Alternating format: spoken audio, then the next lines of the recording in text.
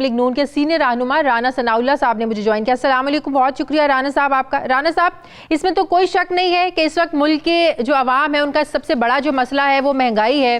مہنگائی کی شرح آپ دیکھیں 14% تک پہنچ گئی ہے، انٹرسٹ ریٹ کی بات کریں تو وہ 13% تک پہنچ گیا ہے۔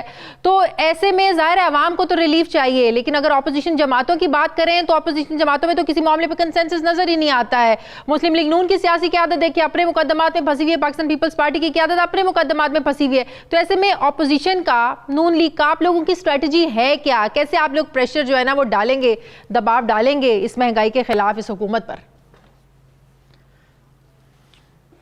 دیکھیں، یہ بات درست ہے کہ اپوزیشن جو ہے وہ اس سے پہلے جو موو آزادی مارچ کے نام پہ مولانا فضل الرحمان صاحب نے شروع کی تھی، اس میں اپوزیشن جو ہے وہ کنسنسس کے ساتھ کوئی ایک پروگرام کے اوپر متفق نہیں ہو سکی، اور پی ایم ایل این اور پیپلز پارٹی کا جو موقف اس وقت تھا کہ اس معاملے کو تھوڑا مؤخر کیا جائے، مولانا فضل الرحمان صاحب نے اس کو 31 اکتوبر سے آگے بڑھانے سے انکار کر دیا۔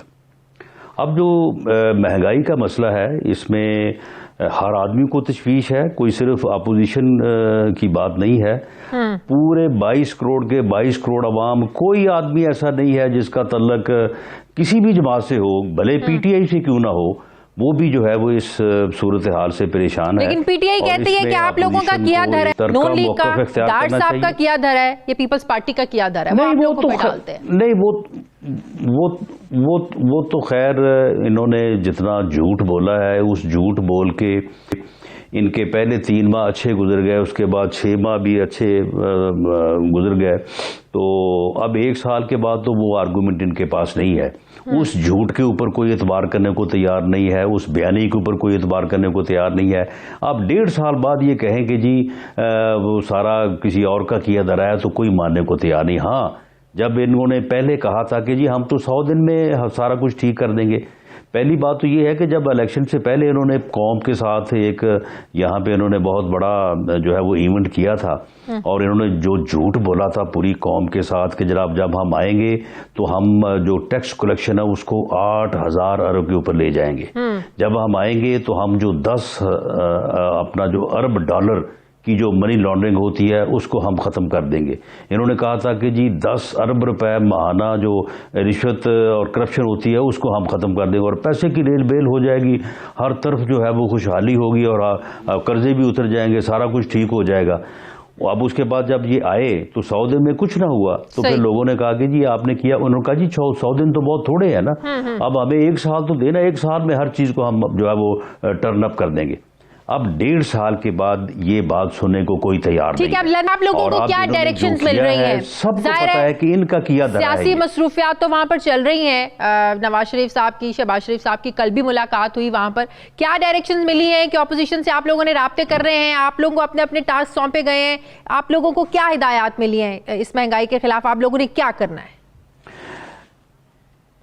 جی دیکھیں، اس میں کیونکہ عوام جو ہے وہ اس وقت بہت زیادہ پریشان ہے، بہت زیادہ مشکلات کا شکار ہیں، اپوزیشن کو ایک مشترکہ لائحہ عمل اپنا کے حکومت کو جو ہے وہ اس نااہلی سے، اس جو ہے وہ جو پالیسیز ان کی ہیں جن کی وجہ سے ملک اس حال کو پہنچا ہے، اکانومی کا بٹھا بیٹھ گیا ہے، کاروبار لوگوں کے ختم ہو گئے ہیں، تو اس کے خلاف ایک بھرپور احتجاج اور ایک بھرپور پریشر گورنمنٹ کے اوپر رکھنے کے لیے کس نوعیت کا احتجاج کو جو ہے سڑکوں پر آئیں گے یا پارلیمنٹ کے اندر ہی بس؟ جی بالکل، احتجاج کی ساری ہی شکلیں جو ہیں جو ایک جمہوری اور آئینی معاشرے میں ہو سکتی ہیں، وہ سب شکلیں، وہ سب صورتیں، وہ سب ایکشن جو ہے وہ کیے جائیں گے۔ ٹھیک ہے، اچھا ایک آخری سوال رانا صاحب آپ سے، کہ مسلم لیگ نون کے اپنے لوگوں کے اندر ابھی ایک کنفیوژن ہے کہ وہ کس کے بیانیے کے ساتھ چلیں۔ اب ظاہر ہے کچھ پرائیویٹ باتیں ہوتی ہیں، کچھ نام ہوتے ہیں جو آپ ٹی وی پہ ڈسکس نہیں کر سکتے، وہ جو